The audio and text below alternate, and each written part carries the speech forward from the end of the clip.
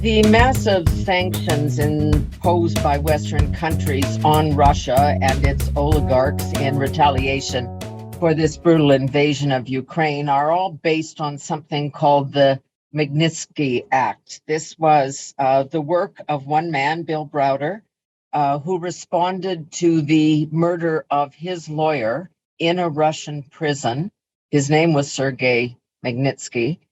And this is to freeze the assets of those people who are involved in these kinds of crimes and human rights violations. Mr. Browder wrote a book about all of that called Red Notice, a true story of high finance, murder, and one man's fight for justice. But the fight continues, and he has now written a sequel, Freezing Order, a true story of money laundering, murder, and surviving Vladimir Putin's wrath. And welcome, and I guess I must say, Mr. Browder, I'm amazed every time I turn a television on and see you that you are, in fact, surviving Mr. Putin's wrath so far. How are you doing that? Well, it's been a shocking, horrible decade of cat and mouse, of David versus Goliath. They've come after me in every possible way. They've issued death threats, kidnapping threats, arrest warrants, Interpol arrest warrants. I was in Davos at the World Economic Forum, and your current finance minister, Chrystia Freeland, at that time was a journalist, and she was meeting with Dmitry Medvedev, who was the prime minister of Russia, and she asked him about the Magnitsky murder, and he said it's too bad that Sergei Magnitsky is dead and Bill Browder is still alive and running around. The general prosecutor of Russia publicly announced Bill Browder shouldn't sleep peacefully at night. And then Donald Trump, or Putin, was meeting with Donald Trump at the Helsinki summit, and Putin asked Trump personally to hand me over. And so these people have been chasing me around for a long time. It hasn't been easy. I've had to fight off all sorts of different types of attacks, both physical, legal, and informational. But here I am, 12 years after Sergei Magnitsky was killed. I'm still here. You've got a strong family to support you in this because, of course, they're a threat as well. I'm going to get into the details of this book. There you can see it, The Freezing Order. It's already on the bestsellers list internationally, not surprisingly. But some of the things that you've been saying have really captured my mind. We think of, and the media tends to talk about Vladimir Putin as being some kind of military mastermind, that a strategic genius trained by the KGB. Your argument is he's a crime boss, a common thug, and this war is just a sideshow for him. Just explain that a little more. Well, one of the things which I did after Sergei Magnitsky was killed was to try to figure out where the $230 million government corruption scheme money went. And as we investigated it, we discovered that it was just one of literally 1,000 similar crimes committed by corrupt officials, that Vladimir Putin got a cut of every one of those crimes, and that in total, if you were to add up all the money stolen from the Russian people in a 22-year period, it was $1 trillion. And $1,000 billion. Which was money that was supposed to be spent on hospitals and schools and public services, instead was spent on super yachts and private jets and villas and Swiss bank accounts. And this is an unsustainable strategy. You can't be in a country with 141 million people and steal everything from them into perpetuity and expect them, they're just going to say, "Oh yeah, great." And he understood that. He understood that at some point the Russian people who needed that money would start getting angry, and they were. We saw some signs of that, of Russians actually protesting against their government, which is a pretty risky move. They were definitely protesting against their government. They hadn't gotten to the point where it was going to be out of control protests that would make the government fall. But Putin understood that at any moment it could become like that, and it's not unusual. I mean, we saw in the Arab Spring, a fruit seller set himself on fire in Tunisia, and then that led to the overthrow of the government. And we saw in Kazakhstan in this year, in January, they raised prices of liquefied gas that they use in their cars by 50%, and all of a sudden the whole country was up in flames, and the dictator was kicked out there. And so Putin was scared of that happening to himself. And so what does a dictator do when he doesn't want his people to get angry at him? He creates somebody else for his people to get angry at. He starts a war, and that's what this war is about. There's no ideology behind it. He doesn't care about the future of Russia. He doesn't care. He's not trying to rebuild the greater, Russian Empire, or he's not trying to fight NATO. He's just trying to distract his people so they don't overthrow him. And it's just a simple, grubby money exercise that he's now, caused unbelievable hardship for all the people of Ukraine for his own selfish purposes, which is to stay in power. I think you put it very interestingly that it's not, we keep thinking about this in terms of his intention, as you say, to expand the empire and get back territory he thinks he has lost. You say, look at the motivation and the brutality and the war crimes. He's not doing that because he has to. He's doing that because it gives him some kind of perverse pleasure. That's frightening. Well, it gives him perverse pleasure, but it also gives him something else, which is he needs to be seen as scary. He's got to be seen as brutal. He's got to be seen as somebody who, when he makes a threat, everybody backs down, because he's actually not all that scary. I mean, yes, he's doing terrible, terrible things, but I mean, if you look at the Russian army has completely failed in their exercise. That they were supposed to take over Ukraine in 2 days. It turns out that the same corruption that caused him to start this war was pervasive in the military. And, they were stealing the spare parts for the planes, and so they couldn't fly. They were selling them to the Indian Air Force. They were selling gasoline out of all the vehicles so they couldn't drive. I even heard a story about how several Russian soldiers in 2 tanks sold their tanks to the Ukrainians for $25,000. $2 million tanks they sold for $25,000, and the Ukrainian military said, please come back with more. And so the entire military has been hollowed out by the same corruption, and so he's terribly weak, and he's got to look strong. And so the brutality that we're watching on television is his almost desperate attempt to look like to look strong and to look untouchable, when in fact he's not particularly strong, and he's very touchable. But in this kind of scenario with a man with that mindset, there is also no clear end to this kind of a conflict, because he's got countless bodies that he can force into action. The Russian people can, with a gun to their head, quite literally be sent off to war. So how does this unfold? How does it end, if it does? And what should the West be doing now to try and create some kind of exit strategy? Well, so this is the fundamental problem, which is that if I'm correct in my analysis that this is not about NATO and it's not about territory, that this is about staying in power, then there's nothing we can offer him, because if he needs a war to stay in power, let's say that somebody says, okay, he can have Crimea and Luhansk, that how does that satisfy his need to stay in power, to be in a conflict? If we say, NATO is not going to expand, none of these things will work. And this is the fundamental flaw that I think a lot of European countries in particular have, which is that there's some kind of negotiation to be done with him. Right. I know this guy, not because I've met him personally. I haven't met him personally, but I know him from a conflict, my own personal conflict, which has been going on for more than a decade. And I know how he acts, and he doesn't back down. He doesn't negotiate. He doesn't compromise. If I was having this discussion yesterday with somebody else who knew Russia well from a business perspective. And when you're in a negotiation with the Russians, if you say 100 and they say 50, they're not going to settle at 75. You're either going to end up at 100 or you're going to end up at 50, depending on who's stronger in the negotiation. Yeah.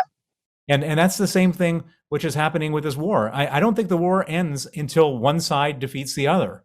And ideally, it's our side, the side of Ukraine and the West, that defeats Russia and not the other way around. Because if it is the other way around, the next stop is going to be Estonia or Latvia or Poland. And then we have a face-to-face conflict with Putin, which we desperately don't want to do, because I have this terrible fear that, if we're all put to the test, do we really want to go to war with Russia over Estonia? A lot of people are going to say, well, wait a second, we don't even know where that is on a map. And Right. I absolutely don't want this. And the moment that Article 5 of NATO doesn't work, then Putin can do whatever he wants. And has he, in a sense, gotten away with calling our bluff? I mean, we've heard a lot of Western countries, United States, Canada, others say, but we can't go too far. We can't go too much, because he's got his hand on the nuclear button. Like, we can't start the Third World War. And as long as we kind of give him that in advance, he doesn't even have to use that. Of course. And he's look, his military can't even defeat Ukraine.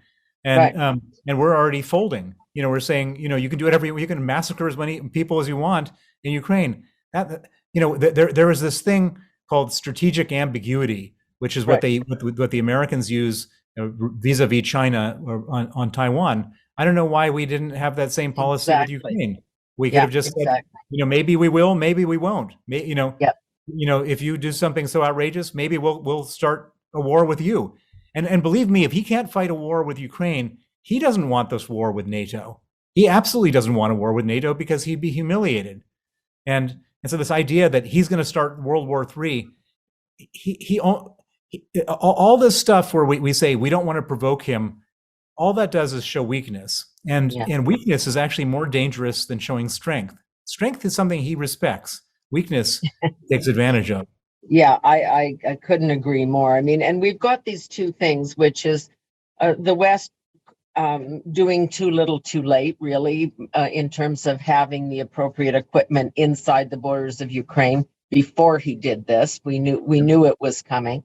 And now, after the fact, we're using sanctions. They are having some bite. They are having some effect. Well, so the sanctions are having some effect on the asset side. In other words, we've frozen his savings, the central bank reserves, and we've frozen the oligarchs' money, which is great, and something that I was screaming from the rooftops to do before the invasion, because if we had done even a 1/10 or 1/50th of what we've done now in advance, he might have actually had a different strategy for the war, because he didn't believe we'd sanction any of this important oligarchs at all. But the problem with all the sanctioning the assets, and it's not a problem with it, we should absolutely do it, but we've still left cash flow almost untouched. So every day he gets $1 billion a day for the sale of oil and gas. Every day. And the war costs $1 billion a day. And so as long as people in Europe mostly continue to buy his oil and gas, he can continue to fund this war into perpetuity. And if he can continue to do that for a very long time, time is on his side, not on ours. We all live in, it looks like we have a united front against Putin, but we all live in democracies. And as you know, democracies, the leadership can change when the voters go to the voting booth. And that's what he's banking on. He's banking on, and by the way, he's seen this and he understands how this works. Remember, Assad he's killed 500,000 of his own people in Syria, created 5 million refugees. He was the complete menace of the world. And now we're not even talking about him anymore. He sits and so that's what Putin is banking on. He's banking that, he's going to, that we're all so easily tired and distracted, where our democracies are so easily changing from one person to the other, that some new guy will come in or new woman will come in and say, we should actually engage with Russia. We shouldn't isolate them. And we're already seeing that with people like Macron in France. I mean, this notion that you can go and have a meeting with them and be rational and have a conversation and tell them there's a better way to play ball. I mean, it's obviously not working. I agree 100%. We need to be cutting off the $1 billion a day through oil supplies, but and oil and gas supplies. But where's Europe going to go to get that tomorrow morning? Well, they're not going to get it tomorrow morning, but Yeah, I mean, this is Germany's fault. Germany was trying to build a pipeline to yeah, bypass Ukraine and become more dependent on Russian gas. yeah, They're going to have to suck up their gut and do this properly because they're closer to the front line than we are ever going to be. Canada, the United States, the United Kingdom, yeah, we're all much further away from Russia. I mean, God knows what bad characters were involved in those decisions that would put them in an immense, uh, you know, security quandary. But they're going to have to do it because if they don't, Russia will eventually, I mean, imagine a scenario where Putin threatens Estonia. All of a sudden, we're not, doing Article 5 anymore of NATO, right. and then what? All of a sudden, all sorts of people are folding, and then Germany is right there on the front line. Yeah. And I mean, that's your other point, which is this is just the beginning, right? If we think Ukraine is the end game, we're wrong. There's lots of places he can go and will go if he chooses and if he feels he needs to. And he needs to. He can't stop this war. He's got to keep on revving it up because that's the only thing that keeps him from having the people around him turn on him. And he will do that. And just about anybody who I mean, Zelensky has been clear about this. And anybody in Russia who knows how the Russian mentality works all say the same thing. And so we can't look at his actions through the lens of our own values and our own ways of resolving conflict, because that's not how he does stuff. He's in a brutal world where there's only a winner and only a loser. Yeah. And he has to be the winner. And even if he loses, he's going to stay in the game and just do more and more terrible things until he gets the upper hand. That's just how he operates. In your book, and anybody who read the first one will read this one as well, because it's almost unbelievable, the things that you talk about. It's hard for us and we live in democracies and not police states, although there's always, overreach and overstep in places. But the things that go on, not only in the country, but as you say, your own battle with him, where he has followed you everywhere you've gone. Did you expect more of your home country, your country of birth, America, the place you now live, Great Britain? Did you expect more from them to help you in this fight against him? Well, both countries have ultimately, after lots of effort, helped me in my fight against him with the passage of the Magnitsky Act, and also Canada has. Yeah. The Magnitsky Act was named after my lawyer, Sergei Magnitsky, who was murdered. And the Magnitsky Act sanctions and has sanctioned, and all three countries have been robust in sanctioning the people involved in his murder and the crime that he uncovered. And but it's been a hard slog at every step of the way, because one of the things which I found is that every government wanted to just keep status quo. Nobody wanted to rock the boat. Nobody wanted to have any trouble with Putin. And there was an absolute explicit Chamberlain-esque appeasement strategy that was going on in all places, and the EU was even worse. And so the only way that I've achieved any of my goals was not because the governments were sort of robust, but because parliamentarians in different countries were robust and eventually holding the government's feet to the fire in each place, in Canada and in the UK, et cetera. It's been a really hard slog, and I kind of, people say, wow, Bill, you must feel vindicated by all that's happening now. And the answer is, I feel heartbroken by everything that's happening right now. I mean, I couldn't have been more clear, more evidence-based, and more persistent in trying to convince governments that the only way to deal with Putin is to contain him. And look, here's the crimes that he's committed. I could lay them out with who did them. And nobody wanted to hear it. Nobody wanted to either. Nobody wanted to pursue the charges, like go and track down that corruption, get the evidence so that we have it in our hands. Correct. And I mean, just for example, in Canada, we found money from the murder of Sergei Magnitsky going to Canada. I presented it to the Royal Canadian Mounted Police, and they never did anything with it. I mean, that's pretty shocking. And I actually don't think that, and this is not just Canada's problem. The UK didn't either, but the United States did, and France did, and Latvia did, and all sorts of places did. But Canada and the UK didn't. And I'm almost certain that there's no capacity in Canada or the UK to prosecute Russian economic crimes. And now we need a lot of capacity because there's a crime of monumental proportion being committed as we speak. And that crime has all sorts of financial implications that need to be prosecuted. Do you think the war crimes and the prosecutions there, I mean, certainly Zelensky is trying and the rest of us are talking about, do you think anything like that will have any impact on him at all, on Putin at all?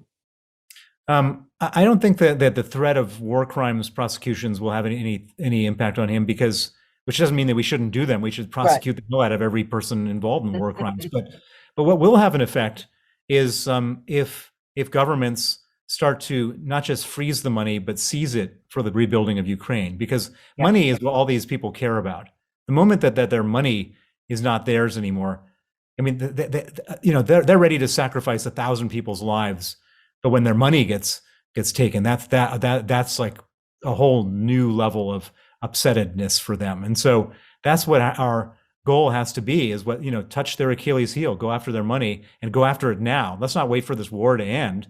Let's grab that money now, because when it does end, we're going to need a hell of a lot of it to rebuild Ukraine. And they are the perpetrators. They've committed a crime of aggression against a foreign country, unprovoked. There's damages that are easily calculable. You can see it on your own television set, and we know where the money is, and we should be able to get that money. And there should not be, timidness